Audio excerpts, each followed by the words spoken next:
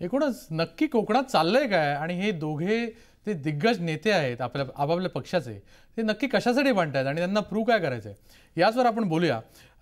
सर्वात पहिल्यांदी सुधीर सावंतजी, मी तुमच्यापासून सुरुवात करतो। ब्रिगेडियरजी, तुम्ही मला सांगा की हे नक्की काय आहे? म्हणजे कोकणातलं राजकारण तुम्ही ओळखता, तुम्ही स्वतः तिथे खासदार म्हणून निवडून पण आलात, पण नक्की ही जी मारामारी चालली आहे ही नक्की कशासाठी आहे? कोकणामध्ये आता मी 91 मध्ये आलो, राजकारणात खासदार झालो, तेव्हा श्रीधर नाईकचा मर्डर झाला।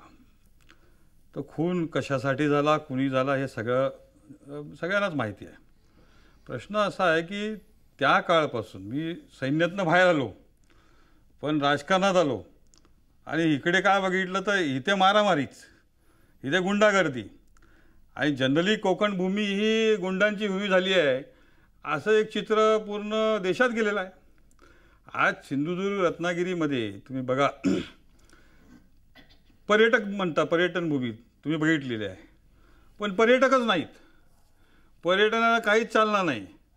त्याचं कारण मी एका फिकीच्या मीटिंगमध्ये गेलो होतो, तिथे मी सांगितलं बाबा सिंधुदुर्गला तुम्ही या, इथे चांगलं इन्व्हेस्टमेंट करा। ते गुजराती बाई म्हणाली की आम्ही कधीच येणार नाही सिंधुदुर्गला।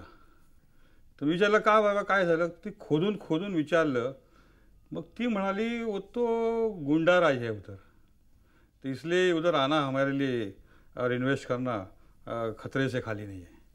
त्यामुळे एकंदरीत 91 पासून आजपर्यंत जे काय चाललेलं आहे ते दादागिरी, गुंडागिरी, झुंडशाही आणि दुर्दैवाने ह्या सर्व मॅटरमध्ये जे काही राजकीय नेते होते किंवा प्रमुख होते राज्याचे, त्यांनी गुंडगिरीलाच सपोर्ट केलेला आहे आणि आम्ही त्यात फार भोगलेलं आहे। अनेक मारामाऱ्या, घर जाळणे, मर्डर हे सगळं बघितलं।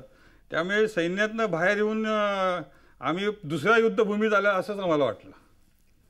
निर्मलाताई, तुम्हाला काय वाटतं की एकूणच कोकणाचं नाव खराब होतं असं यांनी सांगितलं, आणि ज्या पद्धतीचं ही मारामारी चाललेली आहे, बाचाबाची म्हणा, ऑफिसेस जायली जात आहेत, एकमेकांवर आरोप करत, आणि 2 हे मंत्री आहेत, तुम्ही काय म्हणाल की खरंच सरकार किंवा तुमचा पक्ष गंभीर आहे की नाही? काही स्टेटमेंट येत नाही याच्यावर? सुधीर सावंत यांनी, आता माजी खासदार आहेत ते, आणि काँग्रेस पक्षाने सुद्धा त्यांना आर्मीतून आणून एक मोठं नेते केलं, ते काँग्रेस पक्षानेच केलेलं आहे। आणि अशा परिस्थितीमध्ये सुद्धा त्याने नारायण राणेंशी बोलताना सर्वसकट जे आरोप एकंदर राजकीय ह्याच्यावर सगळेच गुंड आहेत आणि त्यांना सपोर्ट करतात वगैरे, हे सगळं ह्याचा आपण समाचार नंतर घेऊया, कारण आज मेन जो टॉपिक आहे तो आपला वेगळा आहे। आता तुम्ही जो मला प्रश्न विचारलात की हे दोन्ही राष्ट्रवादी पक्ष आणखीन काँग्रेस पक्ष ह्याच्यामध्ये जे घमासान सुरू आहे त्याविषयी तुम्ही मला भाष्य करायला सांगितलं।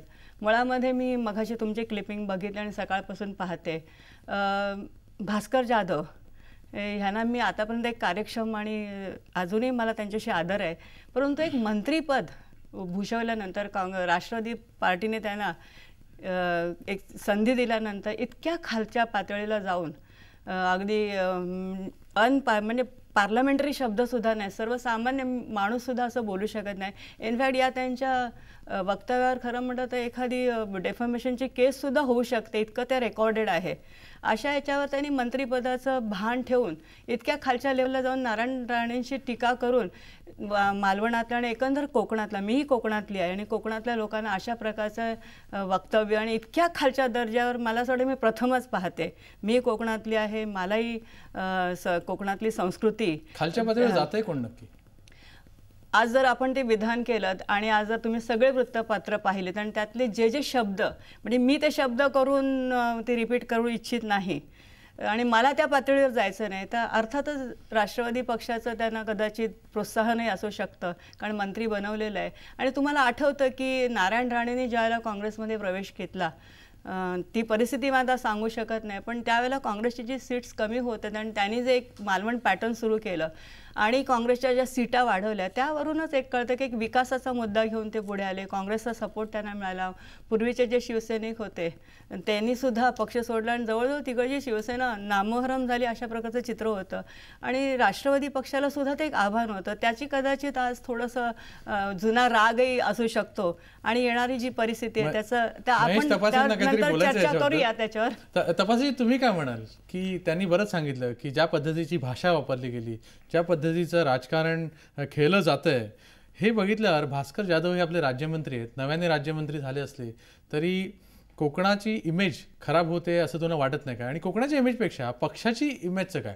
शेवटी एक नेता असं काहीतरी बोलतोय, अशावर तुम्ही नक्की काय म्हणाल की पक्षाची इमेज पण तिथे कुठेतरी लागते की नाही, आणि ती खराब होत असेल तर नक्की तुमचा पक्ष मग काय करतोय? या ठिकाणी काँग्रेसच्या सोबत गेल्या 12 वर्षापासून आम्ही राज्याच्या सत्तेमध्ये आहोत आणि ही सत्ता सांभाळत असताना राज्याच्या जिल्ह्याचे वेगवेगळे प्रश्न मांडत असताना अनेक वेळा दोन्ही पक्षांचे मतभेद त्या ठिकाणी झाले. मते त्या ठिकाणी कॅबिनेटमध्ये असतील, जिल्हा नियोजन मंडळामध्ये असतील, परंतु मनभेद दोन पक्षाच्या कार्यकर्त्यांचे किंवा नेत्यांचे अशा प्रकारचे मनभेद झालेले नव्हते.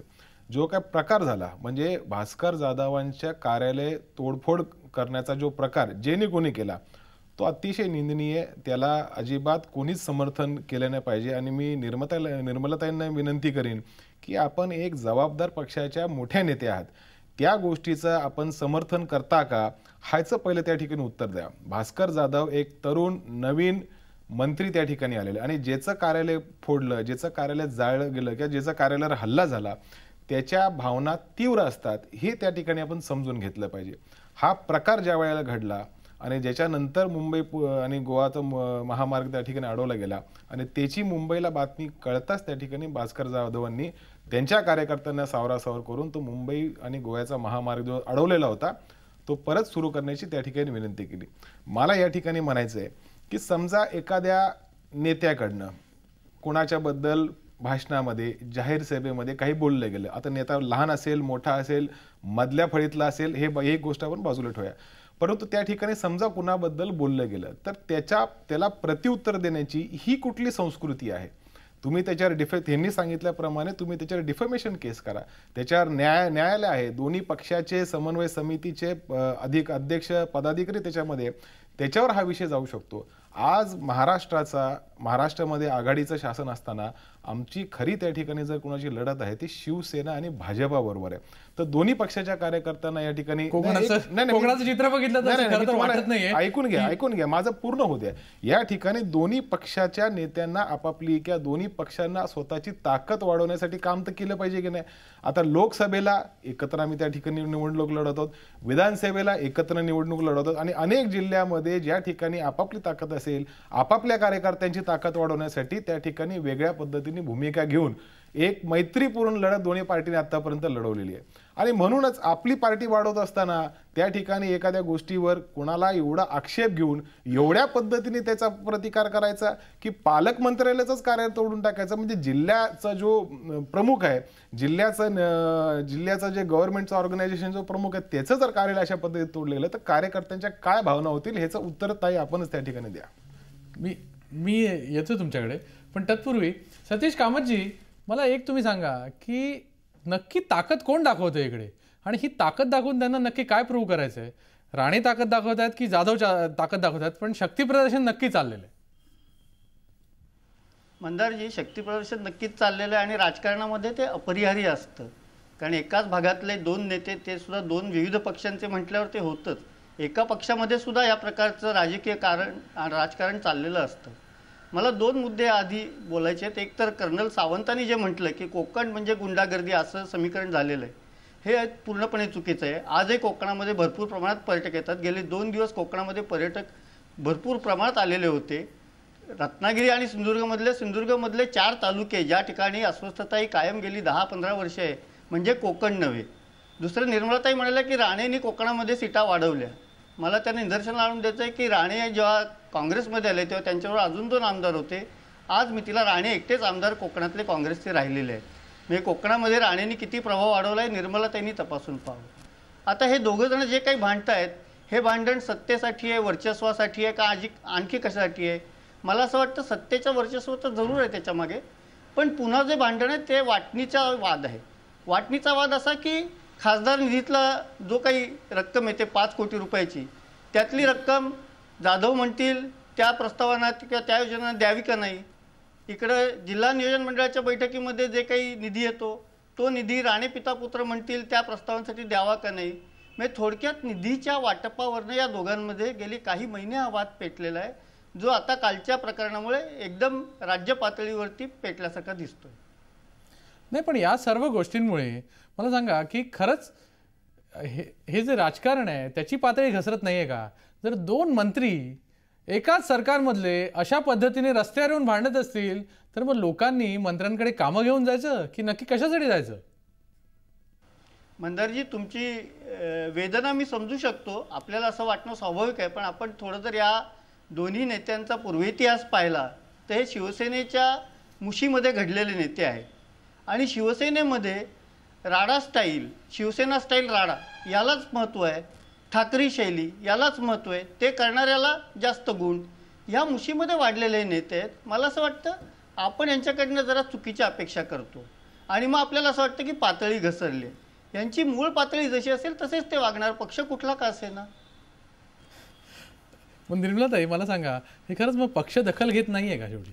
नाही, सर्वप्रथम म्हणजे जसं तपासीने सांगितलं की जे ऑफिस तोडलं गेलं, मी कुठल्याही पक्षाचं इथे समर्थन करत नाही. कायदा हातात घेणं, मग ते कोणी घेतला तरी ते चुकीचंच आहे. कायदा हातात घेणं हे अत्यंत चुकीचं आहे आणि इट इज इलिगल ऑल्सो. म्हणजे कुठे त्याची बाजू घेतली जात नाही. आतापर्यंत आपला जो वाद आहे किंवा जी चर्चा होत आहे की एक मंत्री म्हणून इतक्या खालच्या पातळीला जाऊन लोकांच्या पुढे शेवटी प्रश्न पडा की मंत्री बनवण्यानंतर त्यांच्या काही अपेक्षा असतात विकासाची. अर्थात भास्कर जाधव कार्यालयावर हल्ला झाला, आपण घेऊया ना, मी येतो ना तुमच्याकडे. मी बोलते, कार्यालयावर हल्ला झाला, मी पहिलं सांगितलं हे चुकीची गोष्ट आहे. कोणी केलं तरी कायदा कोणी हातात घेऊ नये. आणि त्याच्यासाठी तुमचे राष्ट्रवादीचे आपले मंत्री आहेतच, RR पाटील आहेत, तिकडे तुम्ही रितसर करू शकता. तुमचे कायदा सुव्यवस्था हे सगळे तुमच्या हातात आहे. कायदा सुव्यवस्थेचा प्रश्न वेगळा. आणखीन मंत्र्यांनी एक मुख्यमंत्री राहिलेला राज्याचा त्याच्यावर इतक्या खालच्या पातळीला जाऊन हल्ला करणं, शेवटी आज तुम्ही मंत्री आहात, उद्या असाल नसाल ती गोष्ट वेगळी आहे. पण आज आपण लोकांपुढे जे आदर्श म्हणून ठेवतो किंवा काँग्रेस पक्षाच्या, म्हणजे तुम्हाला काय म्हणायचं की भास्कर जाधव यांनी पातळी खरं तर सोडली आणखीन जे काही वातावरण निर्माण केलेलं आहे आणि लोकांपुढे ज्या अपेक्षा आहेत राष्ट्रवादी पक्ष, आपण राष्ट्रवादी पक्ष आणखीन काँग्रेस पक्ष हे युतीचं हे आहे, सामोपचाराने घेतलं पाहिजे आणि चांगल्या प्रकारे राज्य सुरळीत करून दाखवलं पाहिजे. पण इन्स्टिगेशन जे झालं, ऑफिस तोडलं ही गोष्ट वेगळी चुकीची आहे, मी मान्य करते. कोणी केलं, एक्झॅक्टली कोणी केलं हा एक तपासाचा भाग असू शकतो. त्याच्यावर आपण इन्क्वायरी करू शकतो, इन्व्हेस्टिगेशन करू शकतो आणि कोणीही चूक केली असेल त्याच्यावर योग्य ती कारवाई करू शकतो. पण आज एका मंत्र्यांनी आपल्याच युतीच्या असलेल्या सहकार्यावर इतक्या खालच्या, म्हणजे इतक्या, मी प्रथमच राजकारणामध्ये असं बघितलं की इतक्या खालच्या, जसं कामत साहेब म्हणाले त्याच्या पाठची काय भूमिका असेल ती त्यांनी त्यांच्या पद्धतीने सांगितली. आय डोंट अग्री विथ, मी त्यांच्याशी सहमत नाही. पण एक इंडिपेंडंट म्हणून त्यांचे लेख खूप चांगले असतात आणि मी त्यांचे लेख नेहमी वाचत असते. महाराष्ट्राच्या सरकारला शोभतं का? कारण मंत्री झाल्यावर अशा पद्धतीने बोलणं. आपण या विषयावर येऊया, कारण खरंच पातळी दर्जा घसरलाय आणि कामत म्हणतात हे आपण त्यांच्याकडून अपेक्षा करणंच चुकीचं आहे. पण ही अपेक्षा सामान्य माणसांनी का ठेवू नये असं माझं मत आहे.